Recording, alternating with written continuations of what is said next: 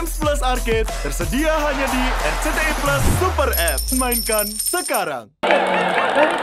Bapak-bapak tepuk tangannya kencang banget biar nggak pada belanja skincare ya. Liburannya kalau orang-orang kan biasanya akhir tahun. Kalau aku biasanya akhir tahun adalah mencari cuan dulu. Ini yang apalagi untuk pebisnis ya, kuliner khususnya itu kayak satu hal yang utama yang harus kita kejar. Tahu nggak kenapa Kak? Kenapa? Non-muslim tuh suka juga sama sertifikat. Nah ini mungkin teman-teman juga sebagian bertanya-tanya loh, ternyata non-muslim se-concern itu juga. Sebelum di-approve sama Doktif, udah di-approve dulu nih, karena dapat sertifikasi halal. Mungkin beberapa teman-teman bertanya-tanya, kalau dulu tuh kan kayak sertifikasi halal itu yang penting untuk produk yang dikonsumsi. Consideration-nya Bunda tuh apa?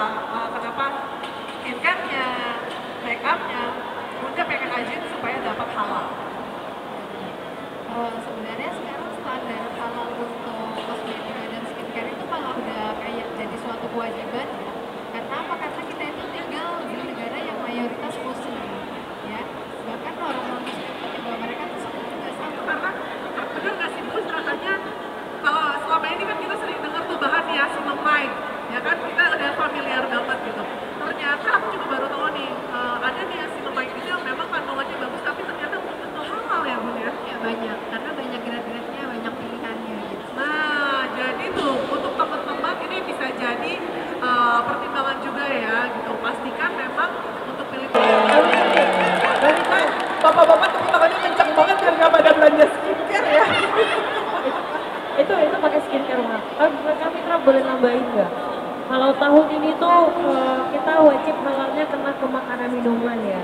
Tapi kosmetik itu wajibnya di tahun 2002. nyaman memakainya, mengkonsumsinya. Nah kalau Iqbal sendiri nih, dalam pemilihan produk-produk apakah termasuk yang penting makanan aja nih concernnya? Ya, sebagai konsumen sih pasti, apalagi kita sebagai seorang muslim ya, itu suatu hal yang utama banget yang kita cari ketika produk, maksudnya apalagi yang kita gunakan gitu. Karena memang ternyata ya yang seperti Kak Fitra tadi bilang ya, maksudnya yang tahu kita dulu sebelum kita belajar kan, oh halal tuh berarti no pork no lamb gitu. Terus kalau misalnya produk gimana? Apa maksudnya gitu kan? Ternyata kan kalau misalnya produk-produk tuh banyak banget standarisasi organik gitu, terus juga apa lagi ya? Banyak kali ya, banyak banget, dan itu kan sebenarnya kayak nilai plus juga buat produk itu kan. Jadi menurut aku kita sebagai konsumen ketika bukan hanya apa yang kita konsumsi tapi kita yang pakai itu pastinya merasa lebih nyaman, betul, nyaman dan aman. Jangan sampai misalkan kita mau sholat tapi kita nggak tahu sebelumnya kita pakai pelembab tapi ternyata kandungan pelembabnya ada yang tidak halal, ya harapannya jangan, atau mau membuka usaha tapi ingin ada sertifikasi halalnya. Sebenarnya bisa dengan budget paling minimal berapa sih? Gimana sih caranya? Karena tadi kan kita udah sempat kenal ini halalis. Ini halal itu gimana caranya? Pengen pakai halalin untuk dapat sertifikat halal, sementara perusahaan. Tapi untuk teman-teman UMKM yang masih kecil tidak usah khawatir, karena dengan 100.000 pun, nah teman-teman dari halalin ini sudah menyediakan semacam platform ya, atau lalu bentuk harus berdasarkan keuangan. Betul. Tapi niat dan keinginan. Betul Pak. Cuma percuma. Ini kalau Siomay Enteng Jodoh Kenapa? bikin sertifikat halal juga, Ibel nggak boleh makan. Oh iya, itu udah Udah ada lama. jodohnya. Selamat ya Kak Ibel. Oke, ini saya takutnya dari tadi saya doang nih ya nanya. Saya kasih kesempatan nih untuk 3 orang ya.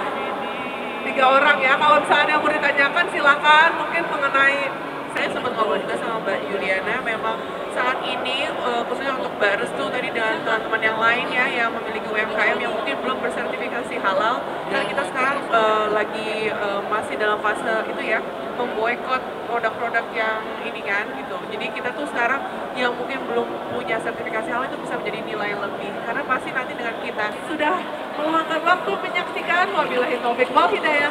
Wassalamualaikum warahmatullahi wabarakatuh.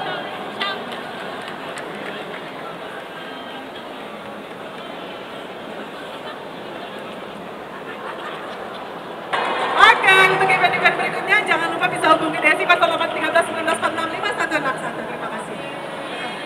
Kalau MC nggak usah pakai sertifikasi halal, insya Allah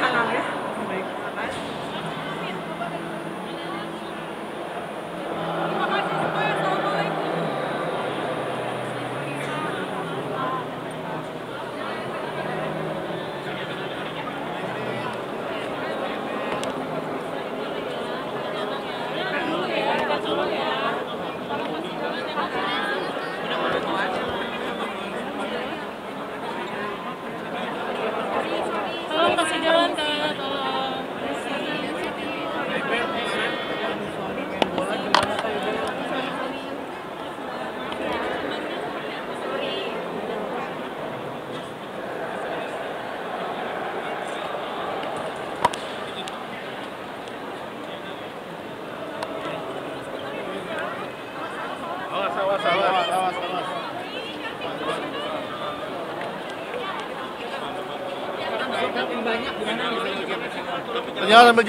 Sambil jalan.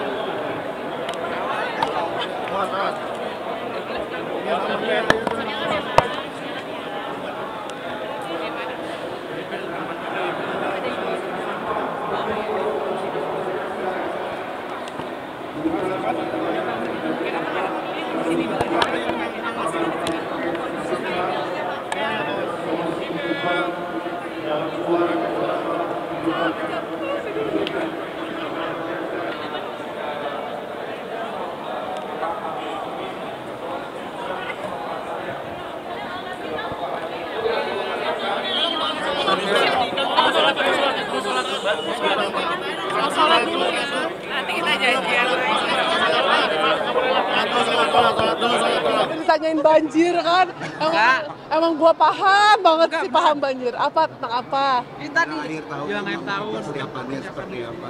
Jelang akhir tahun adalah saatnya mencari cuan, ya kan? Sadanya nggak diajak. Enggak dong, kalau saya diajak nggak bakal bisa talk show, ngejar-ngejar yang ada. Ada rencana liburan bareng keluarga? Liburannya kalau orang-orang kan biasanya akhir tahun. Kalau aku biasanya akhir tahun adalah mencari cuan dulu. Nanti pas orang-orang lagi pada nggak liburan, aku baru liburan. Nanti udah ada target kerja di mana ya Kak ya? Ya nggak ada target yang. Udah ada perjanjian kontraknya udah ada. Ya insya Ini Allah. mengumpulkan uang mencari cuan, mungkin rencananya mau kemana sih Kak? Mungkin liburan? Belum ada rencana sih, gitu. Tadinya pengen kayaknya enak ya bulan puasa kita umroh gitu sampai lebaran.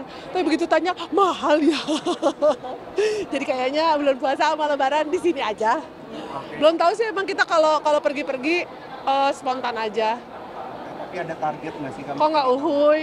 Aku bilang Uhuy, spontan ya? tuh.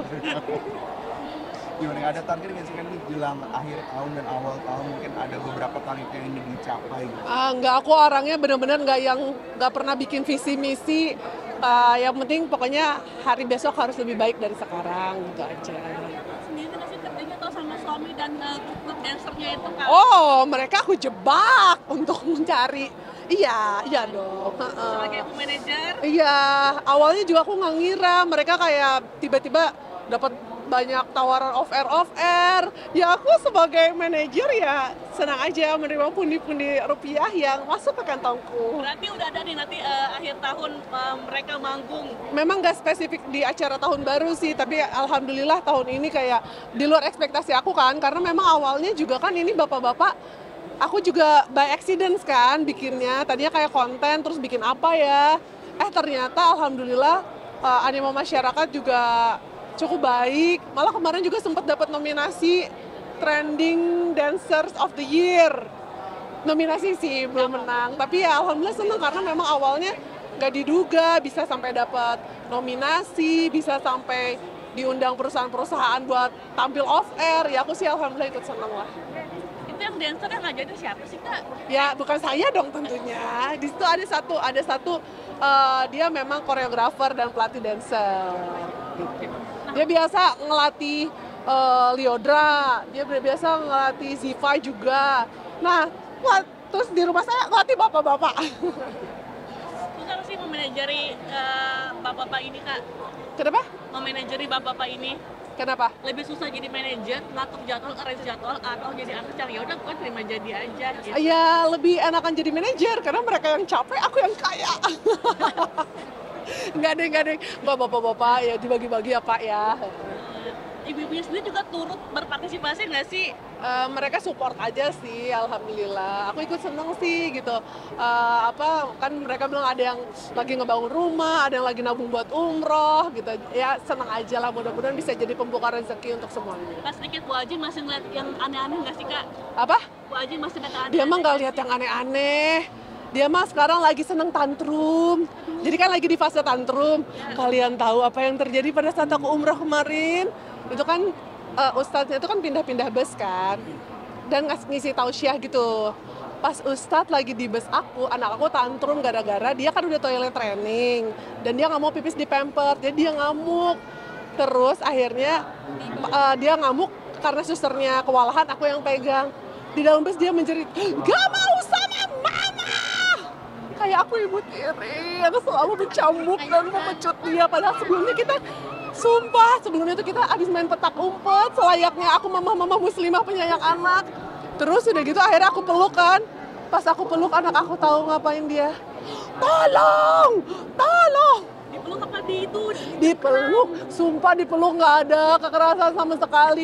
Karena emang anak aku lebay. Aku nggak tahu jiwa lebay itu datang dari mana. Karena kan aku tuh kayak diem banget kan. Tapi anak aku itu kalau misalkan kayak abis duduk di baby chair, diangkat, dia tuh emang suka gitu, tolong. Jadi suster tuh pernah bilang, "Adek kalau kesulitan minta tolong." Tapi maksud kita tuh kayak, "Sus tolong dong," atau "Mah tolong." Nggak yang ngejerit, tolong. Dia minta tolong di dalam. Saat aku sedang peluk, itu rasanya Gimana jadi tontonan ibu-ibu jamaah? nggak tontonan sih, masalahnya mereka menatap dengan sejuta kayak gitu. Jadi ya sekarang lagi di fase seperti itu, harus sabar-sabar aja ya. Gimana caranya? Oke. Astagfirullah gitu aja. Tapi tipe yang ngebentak anak gak sih Kak? Mungkin kan ada yang sabar-sabar. Dengan wajah aku yang seperti Iris Bella begini, mungkin nggak aku bentak anak? Enggak kan? Maaf ya Mas Basah. Enggak lah, aku tuh penuh kelembutan banget. Bener deh, nggak mungkin aku kebentak. Kok mukanya kayak nggak percaya? Muka Anda seperti tidak percaya? Enggak, aku bener lah, aku percaya aku dengan penuh kelembutan. Tapi kan Udah gregetan banget. umroh itu kayak gitu karena emang udah terbiasa seperti itu. Ya enggak, gara-gara Mas tadi dengerin nggak? Kan saya udah jelasin, dia nanya ulang. Jadi gini ya Mas ya, kan saya tuh kasih tahu, Adek kalau ada apa-apa, kalau ada kesulitan, minta tolong aja. Maksudnya tuh kayak, "Sus tolongin dong," gitu. Nah tapi dia nangkepnya malah, dia minta tolongnya kayak orang yang terdampar di hutan gitu. Tapi nggak ada kejadian apa hubungan yang aneh-aneh yang di luar nalar. Nggak ada di luar nalar, emang anaknya lebay aja, nggak tahu aku juga dari mana lebaynya. Maksudnya tuh kayak bapaknya kalem, mamahnya kalem, anaknya lebay itu kayak bingung gitu, dari mana itu DNA-nya nggak ngerti gitu. Orang cuma dikasih tahu, "Adek kalau misalnya kesulitan minta tolong." Maksudnya minta tolong, nggak teriak minta tolong juga gitu. Untuk bikin heboh dong berarti situ. Masalahnya mending kalau heboh satu bus diem tapi menatap penuh tatapan yang kayak gitu kan, rasanya kayak ya Allah, sumpah anak saya nggak pernah saya apa-apain. Tadi kita tuh habis bercengkrama main petak umpet, emang nih anak lebay aja, nggak tahu aku dari mana, itu genetik lebaynya dari siapa gitu. Udah gitu. Tadi bisa ceritain repotnya kayak gimana sih bawa anak ini, bawa suami gimana sih? Bawa anak sama Suami gimana repotnya? bawa anak sama suami. Ceritain pengalamannya gitu. Bawa anak sama suami ngapain? Kan kata-kata kan repot juga kan Mas umroh, prepare-nya tuh kayak gimana sih? Oh, Sedikit. ya kemarin alhamdulillah seneng sih karena kan memang karyawan yang di rumah yang udah kerja kita sama lama kita bawa juga, suster dibawa juga gitu. Cuman memang meskipun kita dapat bantuan yang namanya anak-anak ya, perbedaan waktu, terus udah gitu juga kan namanya perjalanan mereka capek, jadi pasti ada aja lah harus siap-siap, apalagi di fase usia 2 tahun ke atas ada fase-fase tantrum ya harus siap aja. Kalau kata psikolog anak sih, kalau misalnya anak lagi tantrum gitu ya kita harus kacamata kuda aja gitu ya. Kita yang penting temenin dia sampai anaknya tenang. Nah biasanya kan ibu kan, ibu bosnya kan ada yang suka kepancing emosi, nah tapi kan Kak Fitri bilang sabar, tidak bernada tinggi. Nah kamu mungkin caranya mengalihkan itu semua supaya nggak marah-marah kayak gimana sih? Nah itu dia, kebetulan kan aku kemarin sempat kayak ada ngisi podcast juga sama kayak psikolog anak. Ternyata tuh memang kalau anak lagi tantrum jangan malah diturutin maunya, karena itu akan jadi senjata dia untuk mendapatkan apa yang dia mau gitu. Jadi kalau misalkan anak tantrum jangan dialihkan juga. Jadi maksudnya kita harus justru malah ngajarin anak untuk tahu apa yang dia rasain tuh namanya kesal, yang dia rasain tuh namanya marah. Nah dan lama-lama dia tuh jadi mengenal perasaan, Nah itu justru malah kita yang penting pada kalau misalnya anak sedang tantrum kita temenin aja sampai dia tenang.